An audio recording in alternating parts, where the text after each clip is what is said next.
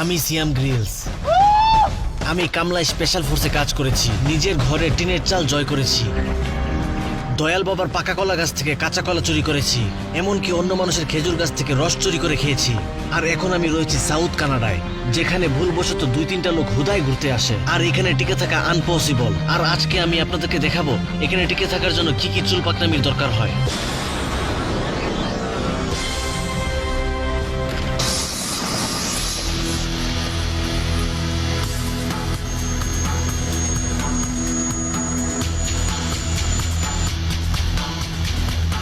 আমি এখন সাউথ কানাডার পূর্ব পশ্চিম অঞ্চলে আছি।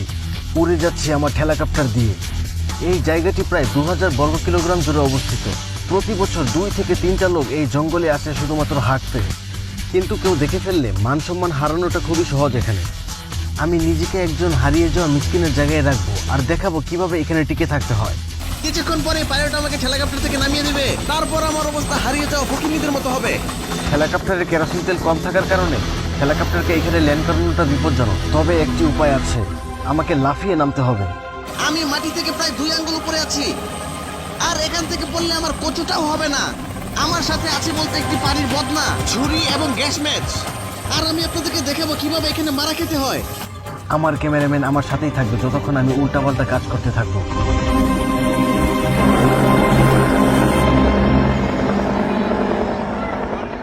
এখন আমি জঙ্গলের মাঝখানের বড় বড় গাছের চিপায় আছি, যেখান থেকে দিক নির্ণয় করাটা অসম্ভব হয়ে দাঁড়িয়েছে। এই জায়গাটি সম্পূর্ণ জনহীন ও ভীষণ মারাত্মক। এই জায়গাটি আসলেই মারাত্মক। আর এটা আমি এখানে নামার পরেই বুঝতে পেরেছি। কি বাজে দুর্গন্ধ এখানে। আসলে প্রাচীনকালের অধিবাসীরা এই জঙ্গলকে লেফটেনের কাজে ব্যবহার করত। তাদের হাগুর কিন্তু এখনো আছে। কি জঘন্য।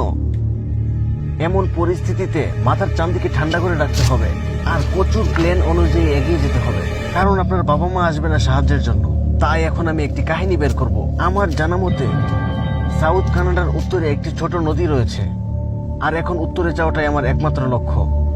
আমি যতটুকু জানি এই সাউথ কানাডাতে সূর্য পশ্চিম দিকে হেলে থাকে, আর আমি দেখতে পাচ্ছি সূর্য মামা ওইদিকে হিলে আছে।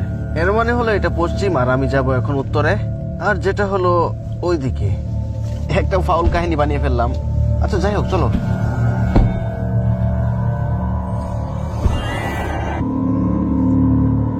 গাছ ও গাছের পাতা এই দুটো ছাড়া আমার সামনে কিছুই দেখা যাচ্ছে না।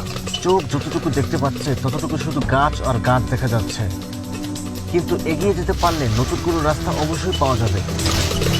তাই জীবনে ভয় না পেয়ে ভয়কে লাথি মেরে এগিয়ে যেতে হবে। আর এমনটা করতে পারলে জীবনে সফলতা পাওয়া সম্ভব।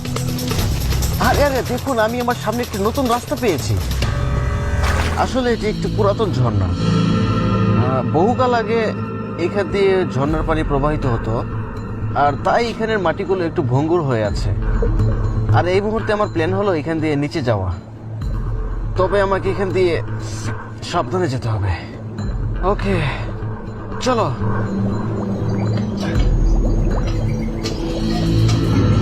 সাধারণত ঝর্ণার পানি নদীতে গিয়ে মিশে, আর এর মানে হলো এই রাস্তা দিয়ে এগিয়ে গেলে নদী পাওয়া যাবে, আর তারপর সভ্য জগতে পৌঁছে যাব।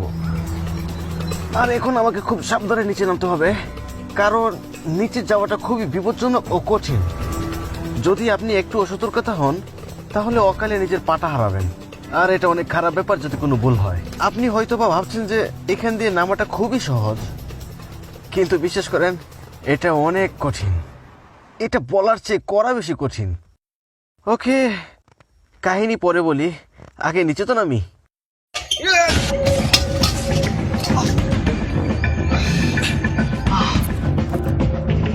নিচে নামাটা অনেক কঠিন আর বিপজ্জনক ছিল, কারণ এটা অনেক উঁচু। তোমরা পোলাপান আমার কথা বুঝবে না, তারাই বুঝবে যারা 85 বছরের। তারাই বুঝতে পারবে এটা কতটা উপরে। একটু দেখুন, এটা কোন বুইরা এখান থেকে লাফাতে পারবে। আমি জানি আমিও একসময় বুড়ো হব, কিন্তু তার আগে আমি আমার সময়কে কাজে লাগাবো।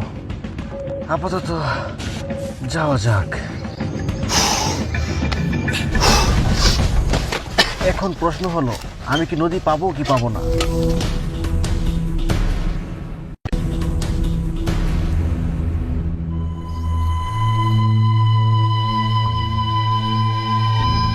এখন দিনের অর্ধেক সময় হয়েছে আর এখন সূর্যমামা অনেক হট হয়ে আছে।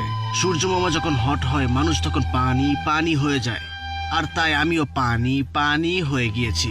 এর মানে হলো শরীর থেকে প্রচুর পরিমাণ ঘাম বের হওয়া, আর এমন পরিস্থিতিতে বেশিরভাগ সময় প্রস্রাব জ্বালাপোড়া করে, আর তখনই মেজাজ মুজাজ খারাপ করে আমি 2-3 জগ পানি খেয়ে ফেলি। এতে করে প্রস্রাব জ্বালা কম হলেও পরবর্তীতে 14 গোষ্ঠীর প্রস্রাব একাই করতে হয়।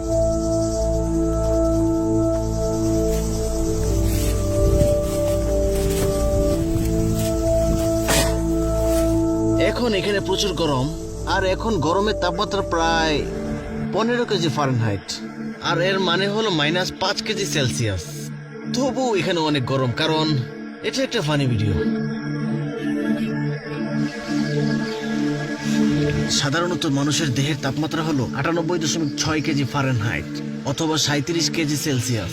তবে মানুষ যখন মেজাজ গরম করে তখন তার চান্দি মাথার তাপমাত্রা হয়ে যায় 62 কেজি সেলসিয়াস। 1923 সালে 85 বছরের এক যুবক মারামারি করতে গিয়ে নিজের চান্দি গরম করে, তারপর তার চান্দির তাপমাত্রা 86 কেজি সেলসিয়াসে পৌঁছে যায়। তারপর সে তারসিরা হয়ে পাবনায় চলে যায়। গরমের কারণে যে পরিমাণ পানি শরীর থেকে বের হয় সেই পরিমাণ পানি পূরণ করতে না পারলে মানুষ ডিহাইড্রেটেড হয়ে পড়ে। আমার পানির বদলাটা এখন সম্পূর্ণ খালি, আর আমার আরো পানি দরকার, কিন্তু বুঝতে পারছি না পানিটা পাবো কোথায়। টয়লেট আসলে যে কি করব। আর এখন এটা কোনো কাজেরই না। গাছেদের পানির দরকার হয় কারণ তারা উদ্ভিদ, আর মানুষেরও পানির দরকার হয় কারণ তাদের প্রস্রাব জ্বলে। টিকে থাকার মূল মন্ত্রই হলো 3টি, 2টি প্রকাশ্য আর 1টি গোপন। খাবার আর আস্তানা হলো প্রকাশ্য, আর লেপটিন করাটা হলো গোপনীয় কাজ, যেটা আমাকে রাত হওয়ার আগেই করতে হবে। এই অ্যাডভেঞ্চারে আসার আগে আমি আমার বন্ধুর 2টা ডিম চুরি করে এনেছি। মানে হলো আমার বন্ধুর মুরগির ডিমের কথা বলেছি, কেউ আবার উল্টাপাল্টা ভাববেন না কিন্তু। 2টা ডিম মানে মুরগির ডিম। আমি জানি আপনারা কি ভাবছেন। যাই হোক, এখন এটাকে খাওয়া যাক।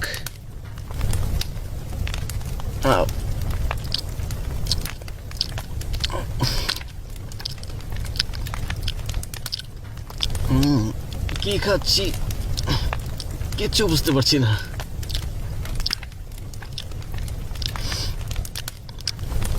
আসলে এটা খুবই ছোট একটা সাইজ। এইটুকু কচু খেয়ে আমার কিচ্ছু হবে না। বাসায় হেডা ভরে খাওয়া হয়, কিন্তু এখানে যা খেলাম হাগাও হবে না। পাকস্থলী গালি দিয়ে বলবে কি কচু খাইলা, কি হজম করব।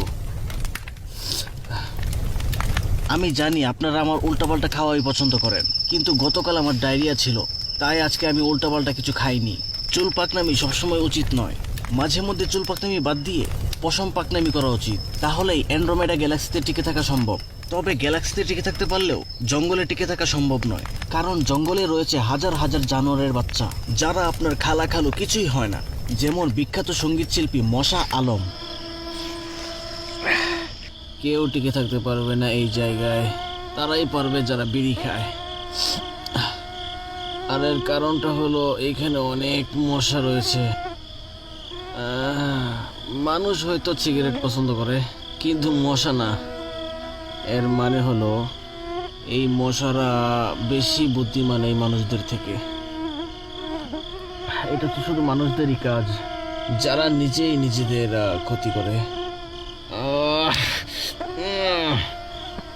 বন্ধ করে বাবা। রক্ত খাইলে খারে ভাই, রক্ত খা, কিন্তু গান গাইস না তোরা। কালকে আমার অনেক রকম করতে হবে। গানটা বন্ধ কর। মশাদের গানগুলো অনেক অনেক খারাপ রে ভাই।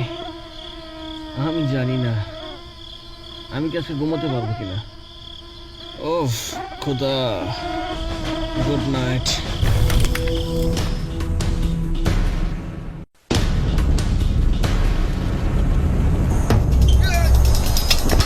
আমি সাউথ কানাডার প্রথম রাত ফাঁকি দিয়ে ফেলেছি।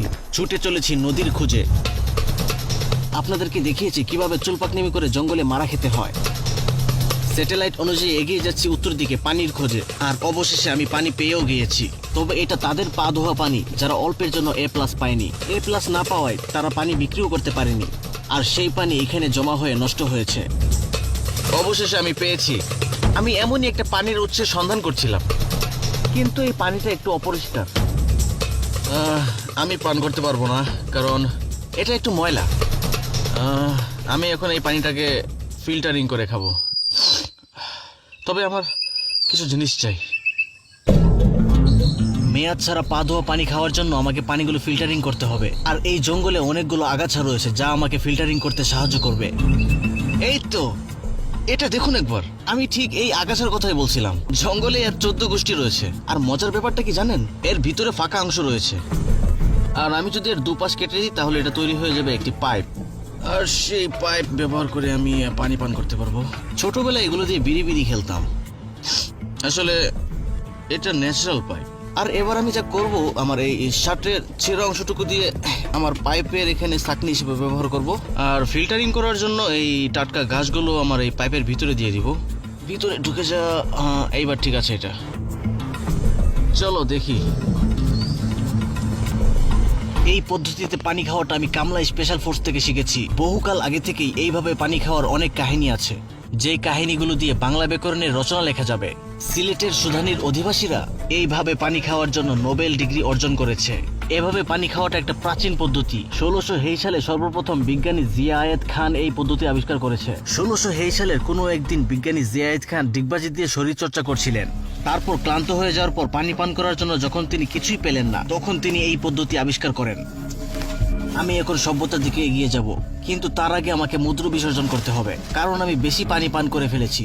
ছেলেদের প্রত্যেকের উচিত বসে বসে প্রস্রাব করা, কারণ এটা তো সুন্নত। আর তারপর আমাদের ব্যবহার করা উচিত টিস্যু। আর এখন আমি মাটির টুকরো ব্যবহার করব। ছেলেদের বসে প্রস্রাব করা শুধু সুন্নতই নয়, বরং শারীরিকভাবে এর উপকারিতাও রয়েছে। আর ছেলেদের প্রস্রাবের পর উচিত টিস্যু অথবা মাটির টুকরো নিয়ে 40 কদম হেঁটে যাওয়া। আমি এখন ঢং অনুযায়ী উত্তর দিকে এগিয়ে যাব। উত্তর দিকে এগিয়ে গেলেই নানির বাড়ির সভ্যতায় পৌঁছে যাব। রাত হবার আগেই আমাকে সভ্যতায় পৌঁছতে হবে, কারণ আমাকে খুব তাড়াতাড়ি গ্যাস্ট্রিকের ট্যাবলেট সেবন করতে হবে। ডায়রিয়া হওয়ার কারণে আমার পেটের ভিতর ঝাঁকানাকা দেহ দোলানো গান হচ্ছে। আমার ডায়রিয়া তো ভালো হয়ে গিয়েছে, কিন্তু আমার পেটের অবস্থা 13-14টা বেজেছে। আমি 2 মিনিট পর পর পা দিচ্ছি, আর এটা আমি খুব ভালো করেই করতে পারছি। আর এর কারণ হলো আমি এই জঙ্গলে আছি। কিন্তু এই ব্যাপারটাই যদি আপনি লোকালয়ে করেন তাহলে পারবেন না, কারণ মানুষ পা চললেই হাসবে। আমি বুঝি না, সবাই তো পা দেয়, কিন্তু হাসে কেন সবাই? কারণ পাত লোকালয়ে মারার জিনিস নয়, আড়ালে গিয়ে ফুস করে ছেড়ে দেওয়ার জিনিস। বেহায়ার মতো যার তার সামনে ঠাস ঠুস পাত দিলে 14 গোষ্ঠীর মানসম্মান একসাথে হারাবেন। আমার সামনেই চলে এলো সভ্যতার চিহ্ন। এত তাড়াতাড়ি সভ্য জগতে পৌঁছে যাব কখনো আশাও করিনি। কিন্তু ভয়ের ব্যাপার কি জানেন, এখানে প্রচুর কুমির রয়েছে। প্রতি বছর A+B হোল² মিলিয়ন লোক এই কুমিরের হাতে মারা খায়। তাদের মধ্যে 50% হলো ঘাড়তেরা, আর বাকি 50% তারসিরা। কুমির মূলত মিঠা জলের ও নোনা জলের হয়ে থাকে। তবে এখানে যে কুমির রয়েছে এগুলো চুক্কা জলের কুমির। আমি কেন, আমার নানাও যাবে না এখান দিয়ে। তবে একটু পরে আমার নানা আসবে নৌকা নিয়ে আমাকে নিতে, আর এর জন্য আমাকে অপেক্ষা করতে হবে। তাহলে অবশেষে আমি বাসায় যেতে পারবো। বাসায় গ্যাস্ট্রিকের ট্যাবলেট খেতে হবে আমার। আল্লাহ হাফেজ বন্ধুরা।